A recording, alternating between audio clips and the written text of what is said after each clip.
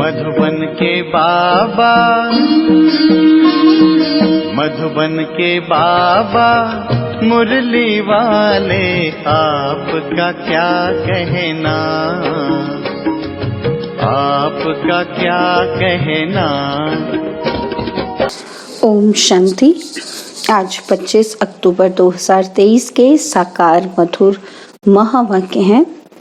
आज मीठे मीठे बाप दादा बोले, मीठे बच्चे तुम बेहद के बाप को याद करो, इसमें ही ज्ञान, भक्ति और वैराग्य तीनों समाया हुआ है। यह है नई पढ़ाई। बाबा ने कहा, मीठे बच्चे तुम बेहद के बाप को याद करो, इसमें ही ज्ञान, भक्ति और वैराग्य तीनों समाया हुआ है। यह है नई पढ़ाई। बाबा ने आज प्रश्न पूछा कि संगम पर ज्ञान और योग के साथ साथ भक्ति भी चलती है, कैसे? और उत्तर में बाबा समझाते कि वास्तव में योग को भक्ति भी कह सकते हैं, क्योंकि तुम बच्चे अव्यभिचारी याद में रहते हो। तुम्हारी यह याद ज्ञान सहित है, इसलिए इसे योग कहा गया है।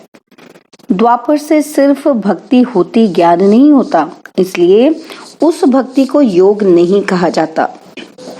उसमें कोई एम ऑब्जेक्ट नहीं है। अभी तुम्हें ज्ञान भी मिलता, योग भी करते, फिर तुम्हारा बेहद की सृष्टि से वैराग्य भी है। मुरली का गीत है, किसी ने अपना बना के मुझको मुस्कुराना सिखा दिया। ओम शांति।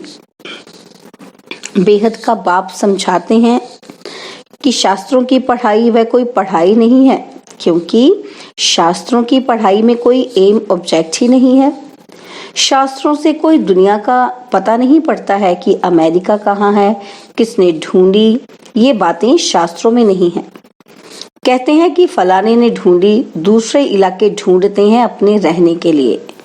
देखा कि मनुष्य बहुत हो गए हैं, रहने के लिए जमीन तो चाहिए ना। तो अब ये सब बातें पढ़ाई की हैं, जिसको एजुकेशन कहा जाता है। तुम्हारा भी ये एजुकेशन है। इसको आश्रम कहें अथवा इंस्टीट्यूशन कहें या यूनिवर्सिटी कहें, इसमें सब आ जाता है। उस पढ़ाई के नक्शे आदि और हैं। शास्त्रों से रोशनी नहीं मिलती, पढ़ाई से रोशनी मिलती है। तुम्हारी भी पढ़ाई है। बैकुंठ किसको कहा जाता है?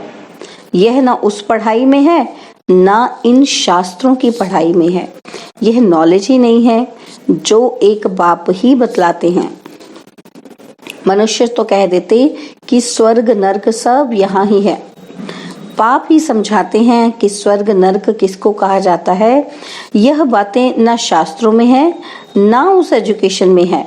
तो नई बातें होने के कारण मनुष्य मूंझते हैं, कहते हैं ऐसा ज्ञान तो कभी सुना ही नहीं। यह तो नई वंडरफुल बातें हैं जो कभी कोई ने नहीं सुनाई हैं भी बरोबर नई बातें। ना उस एजुकेशन वाले सुना सकते हैं, ना सन्यासी आदि सुना सकते हैं। इसलिए परमपिता परमात्मा को ही ज्ञान का सागर कहा जाता है। बेहद की हिस्ट्री, ज्योग्राफी भी समझाते हैं। ज्ञान से स्वर्ग और नरक का विस्तार भी सुनाते हैं। यह नई बातें हैं ना। इस पढ़ाई में सब कुछ है, ज्ञान भी है, योग भी है, पढ़ाई भी है और भक्ति भी है। योग को भक्ति भी कह सकते हैं, क्योंकि एक के साथ योग लगाना, उनको याद करना होता है। वह भक्त लोग भी याद करते हैं, पूजा करते हैं, गाते हैं। वह भक्ति करना कोई योग नहीं कहेंगे। समझो जैसे मीरा थी, श्री कृष्ण के साथ योग लगाती थी, उनको याद करती थी, परंतु उसको भक्ति कहा जाता। उनकी बुद्धि में कोई एम ऑब्जेक्ट नहीं है। इसको ज्ञान भी कहते हैं और भक्ति भी कहते हैं। योग लगाते हैं, एक को याद करते हैं। सतयुग में न भक्ति होती न ज्ञान। संगम पर ज्ञान और भक्ति दोनों ही हैं, और द्वापर से लेकर सिर्फ भक्ति चलती आई। किसको याद करना, उसको भक्ति कहते हैं। यहाँ यह ज्ञान भी है, योग भी है और भक्ति भी है। समझ सकते हैं, वह सिर्फ भक्त हैं, तत्व से योग लगाते हैं। परंतु उनका है अनेकों से योग, इसलिए उनको भक्त कहते हैं। और तुम्हारा यह है अव्यभिचारी योग। यह ज्ञान सागर खुद बैठ पढ़ाते हैं, उनसे योग लगाना होता है। वह तो आत्मा को ही नहीं जानते, हम तो जानते हैं। परमपिता परमात्मा बाप के साथ बुद्धि योग लगाने से हम बाप के पास चले जाएंगे। वह हनुमान को याद करते हैं तो उनका साक्षात्कार हो जाता है। उनको व्यभिचारी कहा जाता है। यह है अव्यभिचारी योग। सिर्फ एक बाप को याद करना है तो इसमें ज्ञान, भक्ति, वैराग्य सब कुछ इकट्ठा है। और वह उनका सब अलग अलग है। भक्ति अलग, ज्ञान भी सिर्फ शास्त्रों का है, वैराग्य भी हद का है। और यहाँ बेहद की बात है। हम बेहद के बाप को जानते हैं, इसलिए उनको याद करते हैं। वह बल शिव को याद करते, परंतु विकर्म विनाश नहीं होंगे, क्योंकि वह ऑक्यूपेशन को नहीं जानते। विकर्म विनाश होने का ज्ञान ही नहीं।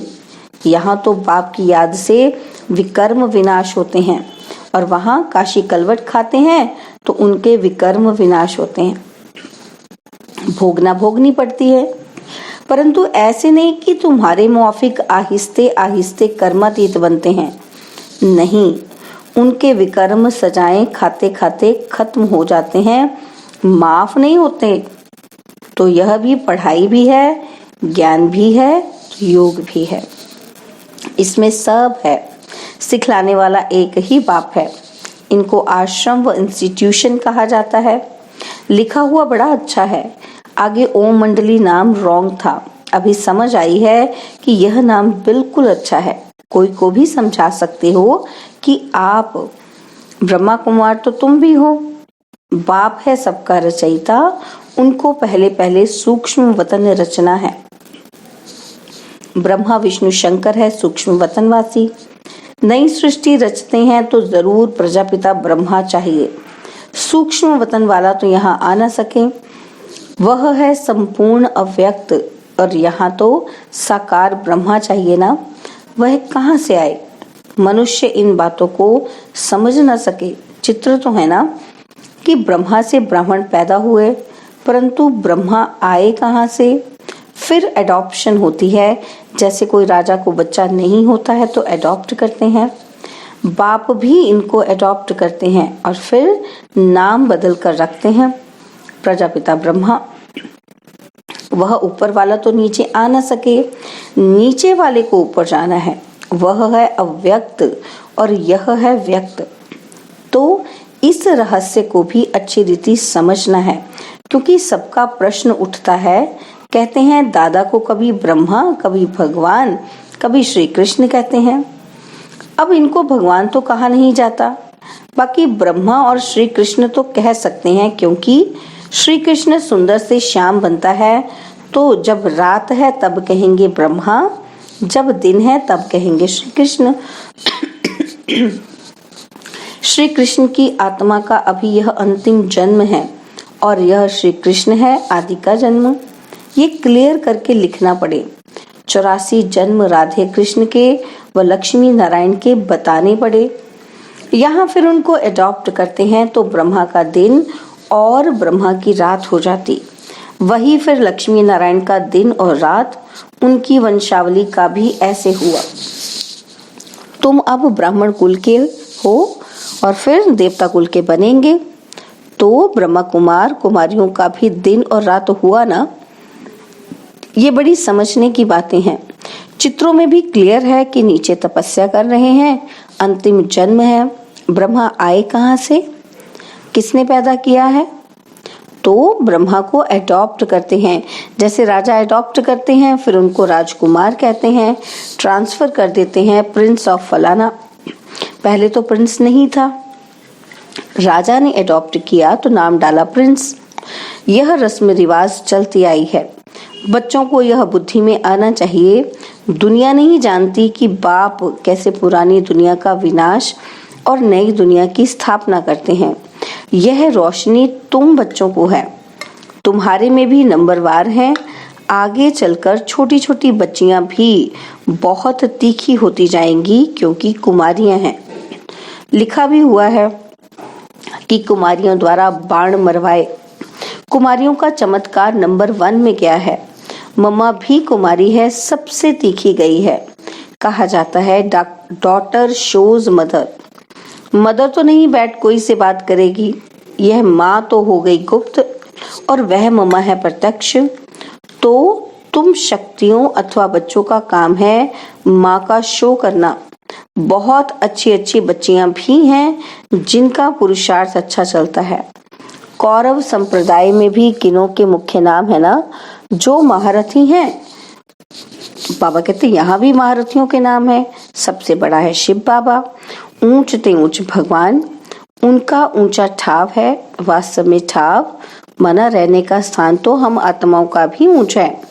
मनुष्य तो सिर्फ महिमा करते जानते कुछ भी नहीं। हम आत्माएं भी वहां की रहने वाली हैं, परंतु हमको जन्म मरण में आकर पाठ बजाना है। वह जन्म मरण में नहीं आते। पाठ उनका भी है, परंतु कैसे है ये तुम भी जानते हो। अभी तुम बच्चे समझते हो कि ये शिव बाबा का रथ है, अश्व अथवा घोड़ा भी है। बाकी वह घोड़ा गाड़ी नहीं है। यह भी जो भूले हुए हैं वह ड्रामा में नूंद है। आधा कल्प हम भी भूल में भटकते भटकते एकदम भटक जाते हैं। अभी रोशनी मिली है तो बहुत खबरदार हो पड़े हैं। जानते हैं ये पुरानी दुनिया खत्म होनी है, हमको नष्टमोहा बनना है। कमल फूल समान ग्रस्त व्यवहार में रहते नष्टमोहा बनने का पुरुषार्थ करना है। तोड़ तो सबसे निभाना है, साथ भी रहना है। यह भट्टी भी बननी थी जैसे कल्प पहले बनी थी। अभी तो कहते हैं कि ग्रस्त व्यवहार में रह मेहनत करनी है। यहाँ घर बार छोड़ने की बात ही नहीं। हम तो घर में बैठे हैं ना। कितने बच्चे हैं, लौकिक भी थे ना, छोड़ा तो कुछ भी नहीं है। सन्यासी तो जंगल में चले जाते हैं, हम तो शहर में बैठे हैं। तो उनसे तोड़ निभाना है। बाप की रचना है। बाप कमाकर बच्चे को वर्षा देते हैं। पहले तो वर्षा देते हैं काम विकार का, फिर उनसे छुड़ाकर निर्विकारी बनाना बाप का ही काम है।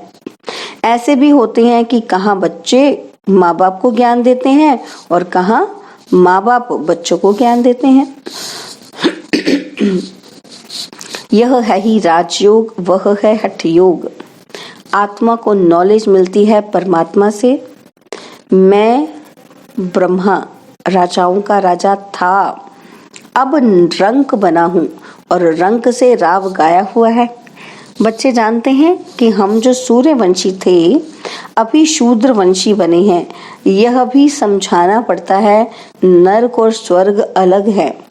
मनुष्य यह नहीं जानते। तुम्हारे में भी कितने बच्चे कुछ नहीं जानते, क्योंकि तकदीर में नहीं है तो पुरुषार्थ क्या करेंगे।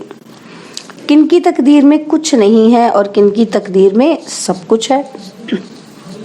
तकदीर पुरुषार्थ कराती है, तकदीर नहीं है तो पुरुषार्थ क्या करेंगे।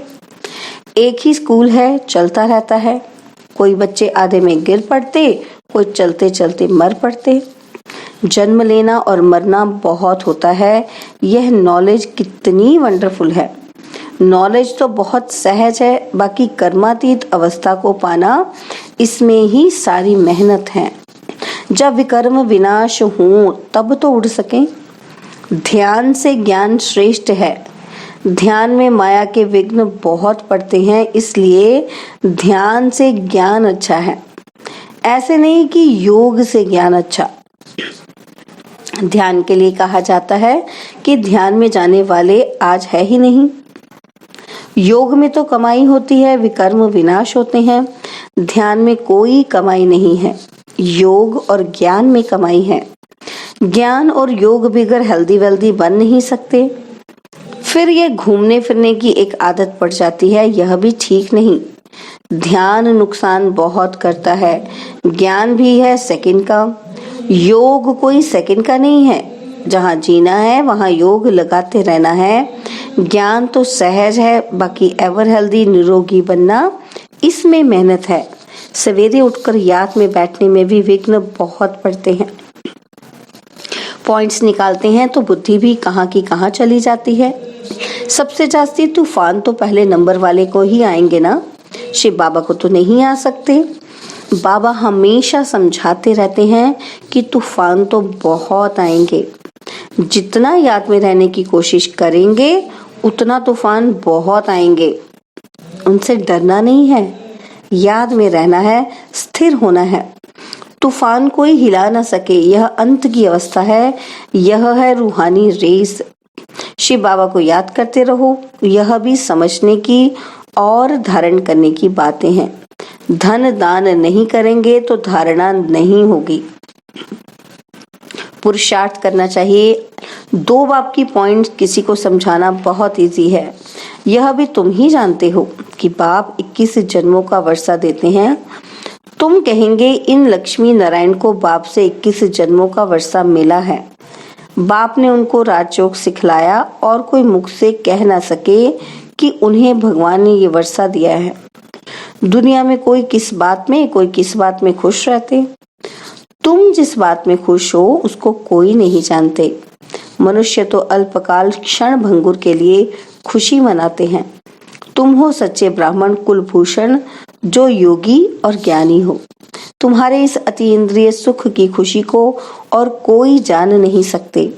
वह तो क्या क्या माथा मारते रहते हैं, मून पर जाने का पुरुषार्थ करते हैं, बहुत डिफिकल्ट मेहनत करते हैं। उन सब की मेहनत बर्बाद हो जानी है। तुम बिना कोई तकलीफ के ऐसी जगह जाने का पुरुषार्थ करते हो जहां और कोई जा न सके। एकदम ऊंच ने ऊंच परम धाम में जाते हो।